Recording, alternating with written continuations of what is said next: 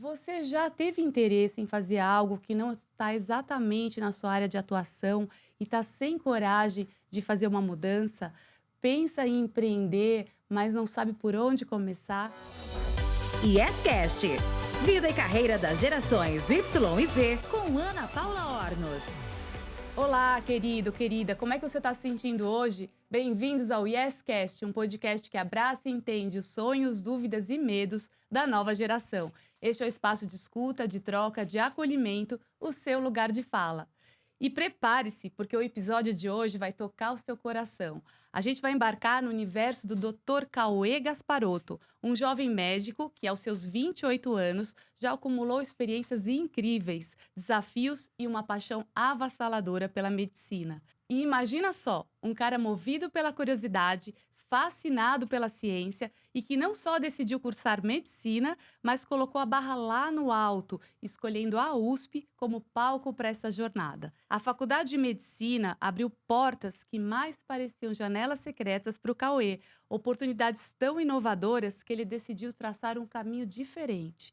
Nada de residência médica tradicional, ele preferiu se aventurar no desconhecido, explorando o vasto mundo dos negócios na área da educação da saúde.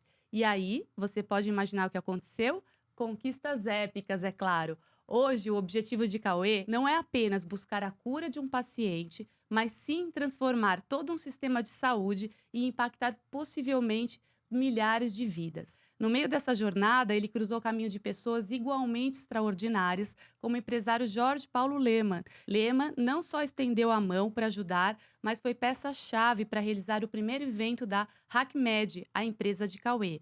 E o que é a HackMed? Uma startup que investe pesado em inovação para a medicina, trazendo um jeito completamente diferente e novo de encarar o ensino. Com o Cauê, vamos descobrir que o empreendedorismo pode ser a faísca que acende qualquer carreira. Então, aperte os cintos que essa conversa vai mexer com você.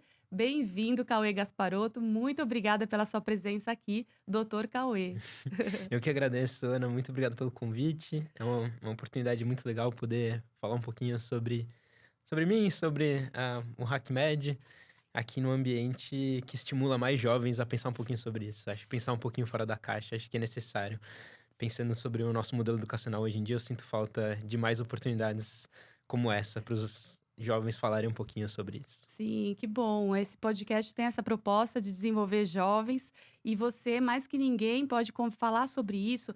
E a gente fica pensando, uma pessoa que foi para medicina sempre tem aquela reação, né? Poxa, essa pessoa é muito inteligente, é muito esforçada, tem uma dedicação enorme, porque entrar em medicina não é fácil. A gente sabe a quantidade de tentativas que muitas pessoas precisam para conseguir entrar numa faculdade, depois todo o curso, depois a residência, ou seja, é uma longa jornada de desenvolvimento.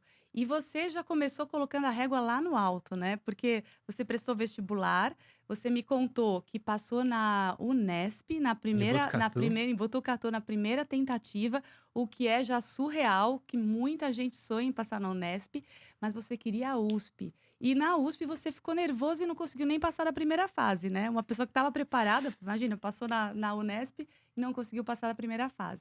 Mas me conta para quem está ouvindo a sua decisão de continuar persistindo para tentar a USP novamente. E depois eu queria que você contasse aquele macete que você descobriu na prova da Unesp. Quem sabe outros estudantes têm uma inspiração para fazer melhor a prova, né, do vestibular. Total, eu sempre falo isso pro pessoal que me acompanha, principalmente jovem que está prestando vestibular, que naquele ano, era 2012 para 2013, eu estava terminando o terceiro ano do ensino médio, e eu já estava esperando, sendo bem sincero, um ano de cursinho, porque meu colégio, apesar de ser um colégio muito bom aqui em São Paulo, bem tradicional, ele não era um colégio voltado especificamente para o vestibular. Então eu sabia que, apesar de eu ter sempre sido um bom aluno e dominar os conhecimentos gerais, eu não estava pronto para fazer as provas de vestibular, não me sentia 100% preparado. Mas aconteceu isso que você falou, eu acho que deu um pouco de sorte naquele ano nesse sentido. O vestibular da Unesp de Botucatu, eles acabaram... não sei se foi um equívoco, um engano ali, mas eles o gabarito das provas, eles acabaram colocando um padrão em que a cada 5 questões eles não repetiam uma alternativa. Então, a cada 5 questões, eu tinha uma técnica, né, para passar o gabarito no final das provas. Então, eu respondia todas as questões e no final, antes de passar limpo, eu meio que marcava com um pontinho todo o gabarito para ver no final se fazia algum sentido, se tinha alguma alternativa que eu coloquei mais do que o esperado. Eu gostava de ver essa lógica antes de passar limpo todas as respostas. E aí, quando eu fiz isso, eu identifiquei que tinha um padrão estranho ali. A cada 5 questões não repetiam uma alternativa. E aí, todas as questões que eu tava em dúvida, eu comecei a ver isso, né? Poxa, eu tô aqui nesse bloco de 5 questões. Tem uma resposta que já deu B, já deu C, já deu D. Faltava, né? Dava 4 alternativas. A quinta, automaticamente, eu sabia a resposta. E aí, nesse ano, eu passei muito, assim, eu coloco muito da responsabilidade do passado por ter identificado esse padrão.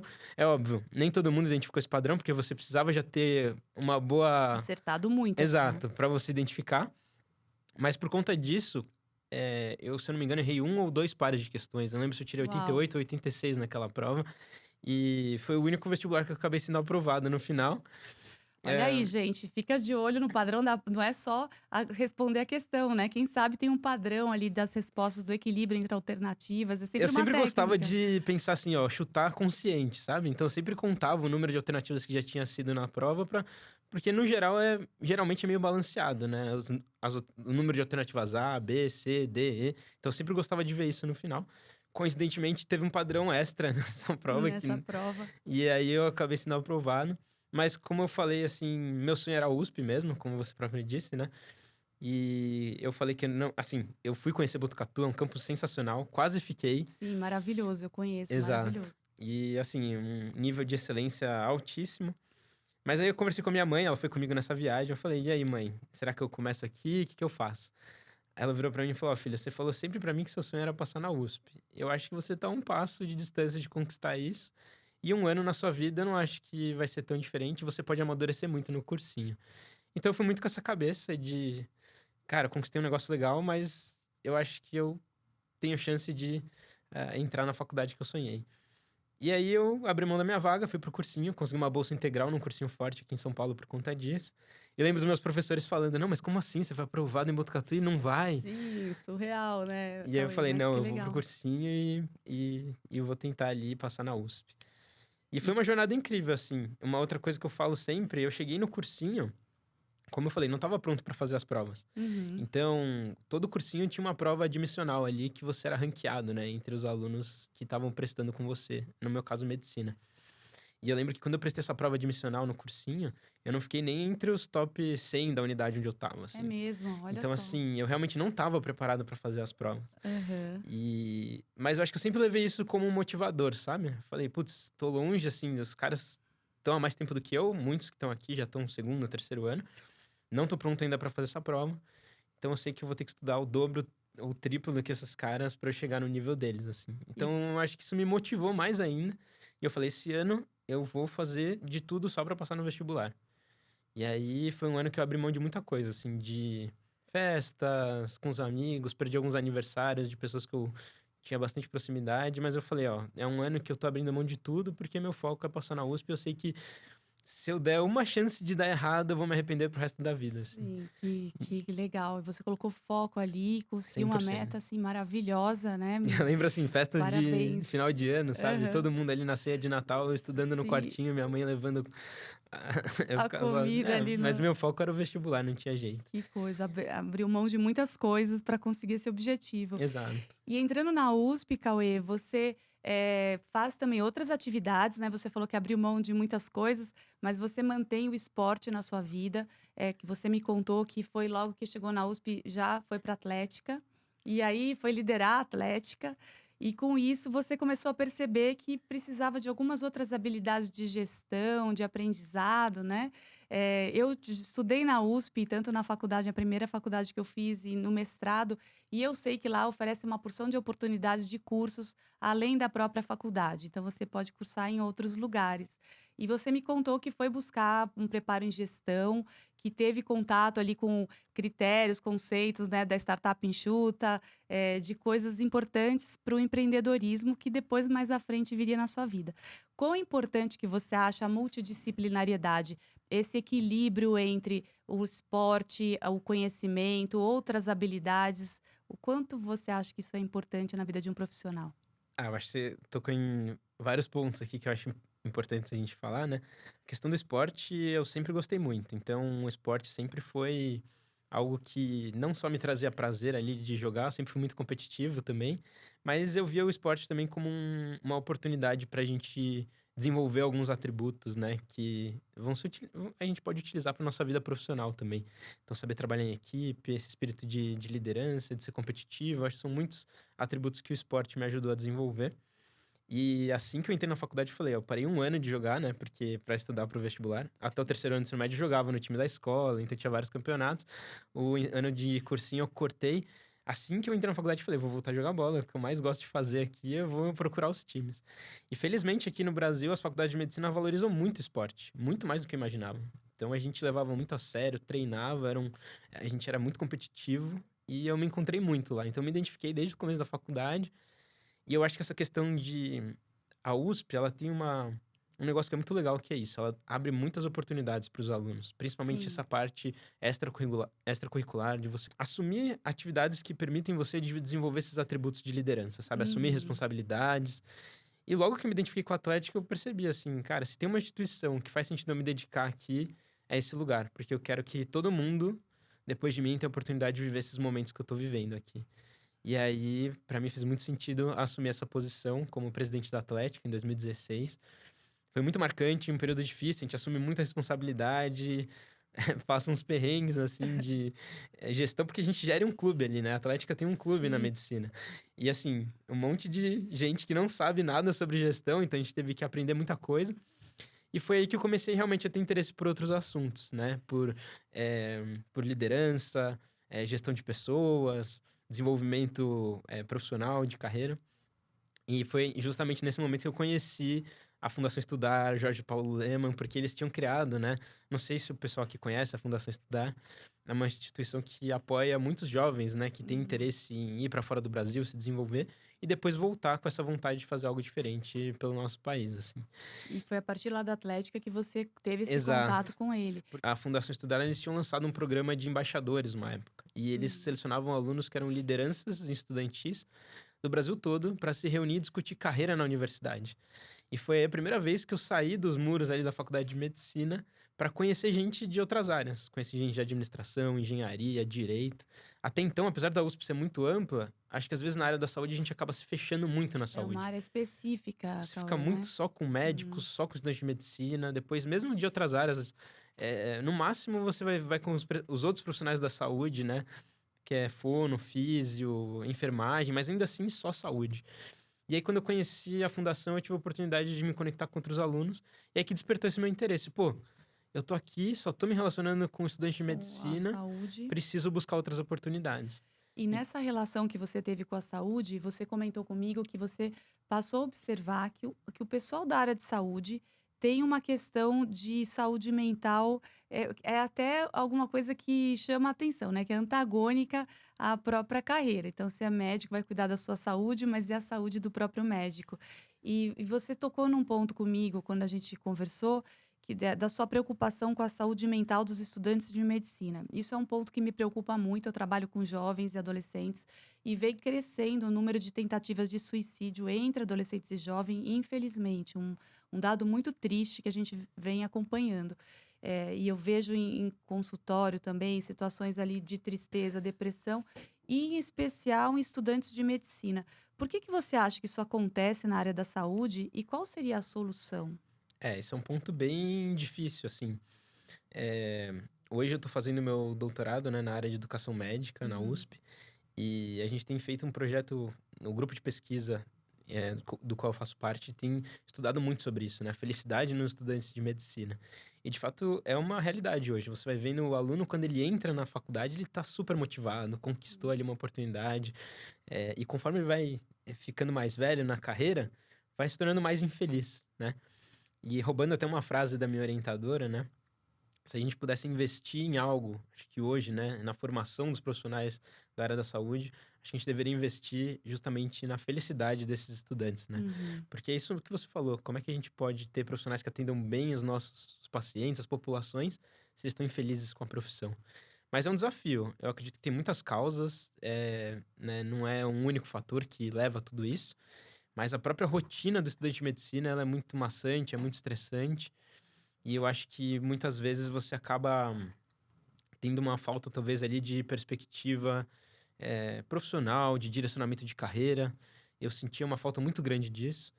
E, inclusive, esse foi o primeiro empreendimento, digamos assim, com o qual eu me envolvi, né? Nessa disciplina que eu acabei fazendo de inovação e empreendedorismo. Depois, quando eu comecei a buscar mais sobre esses temas, a temática que eu levei para tentar resolver era justamente essa, saúde mental no estudante universitário. E uma das coisas que eu tentei desenvolver na faculdade foi um programa de mentoria de carreira, justamente para tentar ajudar esses alunos, porque eu via que eles estavam totalmente sem direcionamento. Eu tive a sorte de ter um mentor no começo da faculdade, Uhum. que foi totalmente ao acaso, conheci ele por conta de relações pessoais. E aí eu pensei, putz, a gente precisa que mais alunos tenham oportunidades de encontrar bons mentores. Mentoria, E né? aí a gente criou esse programa de mentoria de Uhum. carreira na USP. Que interessante. E você abriu muitas frentes, foi cuidar da atlética, esse programa de mentoria na USP e foi parar em Boston, em Harvard. Como é que foi isso? Como é que você chegou nessa experiência? E de lá que nasceu a HackMed? Exato. Foi tudo uma consequência, né? Foi uma evolução gradual, assim. Então, depois da Atlética, eu comecei a me interessar por esses temas. Aí eu conheci essa disciplina de inovação, onde eu entrei em contato com todas essas metodologias, Lean Startup, Startup Enxuta, né? Design Thinking. Implementei o programa de mentoria de carreira e tive esse interesse de conhecer Harvard, porque eu sabia, né? Lá eles são referência mundial e eu queria entender o que diferenciava esse pessoal que tá lá do resto do mundo, né? Eu apliquei para um programa que já existe há bastante tempo na USP, é um programa que já tem há mais de 20 anos. Eles selecionam por volta de 10 alunos todos os anos para trabalhar com pesquisa nos Estados Unidos. Eu já tinha muito interesse por pesquisa, e aí fui para lá para estudar medicina cardiovascular, Olha mas só. aproveitei meu tempo livre para entender mais sobre inovação e empreendedorismo.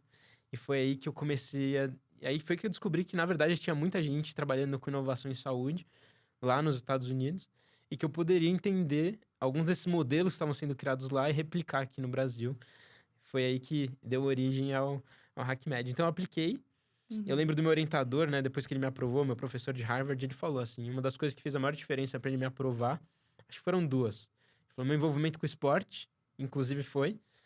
Na verdade, três. Envolvimento com o esporte, ele falou que demonstrava um certo espírito de liderança e colaboração, né? Foi Uhum. até algo que depois ele me falou, né? Esse espírito de team player, né? De jogador de equipe, de ajudar o Das laboratório. habilidades que vêm do esporte, né? Da Exatamente. importância da multidisciplinariedade. Ele jogava beisebol, ele Olha era... só. Durante, né, a faculdade dele, Uhum. ele jogou beisebol, então ele tinha esse valor, o esporte como um valor também para ele. Acho que outro ponto, o meu interesse por inovação, então era um laboratório bem para frente nesse sentido, trabalhava com inteligência artificial. Então, quando eu falei que eu criei um programa de mentoria com base em metodologias de inovação, ele ficou super interessado. E a terceira coisa que ele me falou foi: antes de buscar pessoas inteligentes, eu busco pessoas que são, ele falou, kind people, né? Pessoas que são gentis com Gentis, as que outras, lidam bem né? com as pessoas, né? Então, acho que ele identificou algumas características, que são todas, né, habilidades comportamentais. Você viu que o foco nunca foi estritamente aquele conhecimento técnico, que na área, hoje, se pega o nosso modelo de ensino, a gente praticamente inteiro ali, a grade curricular é focada em o que a gente chama das hard skills, né? Sim, no E, conhecimento, né? Na parte técnica e pouco e desenvolvimento interpessoal, né, comportamental, que no final, nessas entrevistas, foi o que acabou me destacando de todo o resto. foi o diferencial. Foi o Com certeza. diferencial. Que bacana. E aí você voltou, encontrou o Voltei. Lehman por esse caminho, né? Uma Nossa. coisa super trivial, encontrar um grande empresário investidor. E foi aí que ele te ajudou a investir na HackMed, no Na seu... época, na verdade, a gente não tinha nem CNPJ, então ele fez uma doação, uma contribuição mesmo genuína, Olha, assim, pra gente poder tirar essa ideia do papel. E ele fez a abertura do nosso evento em janeiro de 2020. A gente olha. trouxe o Jorge Paulo Lemann para dentro do Hospital das Clínicas aqui da USP. Acho que foi a primeira vez que eu vi uma conferência de negócios e empreendedorismo dentro de um hospital tradicional como a USP. Eu nunca tinha visto assim. Era um sonho que eu tinha, né, de Olha. trazer essas temáticas de pessoas de outras áreas. Então, Que presidentes interessante. de grandes empresas de tecnologia, falando sobre o futuro da medicina, o papel que os jovens também vão ter aí nos próximos anos. Esse é o hackathon? Esse a gente começou com uma conferência e um hackathon. E, assim, para quem não conhece, né, um hackathon é um evento de curta duração, a junção de dois termos, né, hacking e Uhum. marathon. Hacking no sentido de identificar falhas no sistema e, a partir disso, encontrar alternativas para essas falhas. E marathon no sentido de ser curta duração, né, intensivo, 3 dias de evento. É algo que veio da área de tecnologia. E aí, lá em Harvard, no MIT, que foi onde eu fiquei em 2018, eles criaram um departamento dentro da faculdade que era focado em organizar hackathons e competições de inovação para estimular o surgimento de grandes ideias na área da saúde. Que E eu fiz parte desse interessante. grupo, chamava MIT Hacking Medicine, fiquei 5 meses com eles. E aí eu falei, putz, dá pra gente replicar esse modelo. E aí eu voltei com o apoio deles. 4 amigos meus do MIT vieram para o Brasil para me ajudar a organizar. Meu professor de Harvard também veio. E foi a primeira vez que a gente trouxe essa metodologia do MIT pro Brasil, assim, foi bem legal. Olha, que incrível, que incrível. E foi aí que nasceu o HackMed. A A gente hack nem sabia que ia ser uma empresa, na Aham. verdade. Surgiu só Que como uma vontade de fazer ali um barulho, um movimento na área da saúde. E depois eu percebi que talvez daria pra, além de ser algo que eu gostava de fazer, viver disso, né? E eu acho que quando você encontra esse caminho, pra mim fez todo sim, sentido. junta o propósito junto com, o seu ganho também, né, o seu trabalho no propósito, incrível. Exato. E com isso você abriu mão da residência médica, que é Foi o caminho difícil. tradicional de todo médico. O médico conclui os 6 anos e aí tem que prestar a residência, que inclusive agora está num gargalo enorme, né, de pouquíssimas vagas para muitos médicos prestando a residência. Ficou mais difícil até que o vestibular. Talvez isso também colabore, né, com a questão da saúde mental de estudantes de alta performance que seguem aí no esforço de passar novamente e de um gargalo que o país precisa dos médicos e a gente tem gargalos em vários lugares, né? Mas você abriu mão da residência médica para empreender. Foi muito difícil tomar essa decisão? Como é que a sua família viu essa decisão Ah, foi. no seu caminho?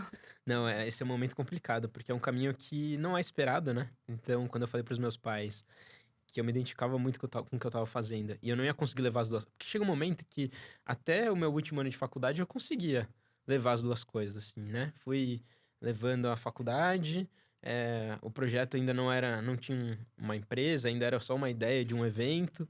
E no meu 6º ano, a gente formatou realmente a abertura da empresa. E a gente lançou nosso primeiro programa de inovação, que a gente ensina médicos e estudantes de medicina a empreenderem no mercado de saúde. Que é todas essas metodologias, né? Que eu tive contato lá em Harvard, no MIT. A gente adaptou isso, criou um programa para ensinar essas pessoas. E aí a gente começou a ter clientes, né? A gente teve mais de 100 alunos na primeira turma, com patrocinadores, e aí começou a ficar muito pesado. Aí eu falei, não tem como, eu estava estudando para a prova de residência nessa época, Sim. mas eu sabia que se eu entrasse numa residência, não ia dar para levar, porque a vida de residente também é bem complicada, é muito puxado, tem carga horária altíssima, e eu sabia que ia ser inviável levar uma empresa junto com uma Com a residência. residência. E aí eu falei para os meus pais, ó, não tem como. Conversei com meus sócios, 2 deles são médicos, então eles também apoiaram essa minha decisão. Mas quando eu falei para os meus pais, eu falei, não, mas como assim? Você se preparou tanto, tem publicação científica em revistas de alto impacto, você estava se preparando para a prova. E aí eu lembro que a reação foi, eu não tenho médicos na família, mas meus pais têm alguns amigos que são, e aí Sim. eles convidavam alguns amigos, né, que eram da área médica, para conversar com a gente no jantar e falar sobre a importância de se fazer Para te residência. convencer a não Exato. fazer isso. E foi difícil, né? Uma decisão muito, muito difícil mesmo. Mas eu voltei e pensei naquilo lá que a gente conversou, né? Eu tô fazendo algo que eu acredito.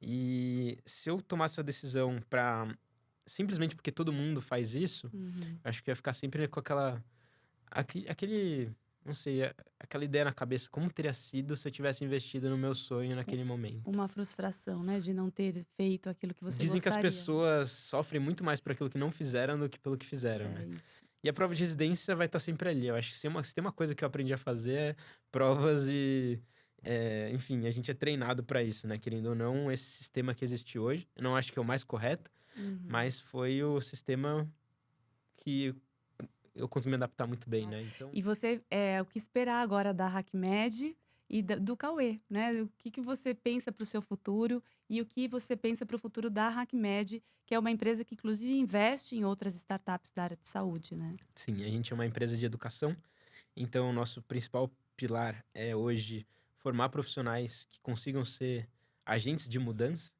Tem um artigo que eu gosto muito, publicado na Lancet, que é uma das principais revistas científicas, e eles fizeram uma revisão de toda a história da evolução da educação médica ao redor do mundo, assim. E ele chegou à conclusão, né, era uma comissão de 20 profissionais, liderados por um professor que era reitor da Faculdade de Saúde Pública de Harvard, chama Julia Frank. Hoje ele é presidente na Universidade de Miami.